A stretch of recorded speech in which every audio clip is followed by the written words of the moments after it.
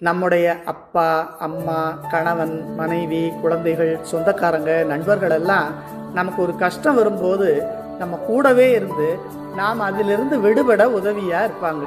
நாங்கள் இருக்கோம், கவலைப்படாதுன்னு ஆறுதல் சொல்லுவாங்க. குறைஞ்சது அதிலிருந்து தப்பிக்க ஒரு வழியாவது காட்டுவாங்க.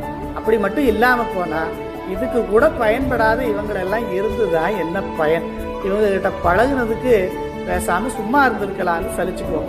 ஆனால் பாருங்க, இங்கே ஒருத்தர் ரொம்ப காலமாக தன் கூடவே இருக்கும் ஒருத்தர் தன்னோட கஷ்ட காலத்தில் உதவலைன்னாலும் ஆறுதல் சொல்லலைன்னாலும் அதுக்கு ஒரு வழியை கூட காட்டலைன்னா கூட பரவாயில்ல, நான் அவர் மேலே கொண்ட அன்பு ஒரு நாளும் குறையாதுங்கிறாங்க.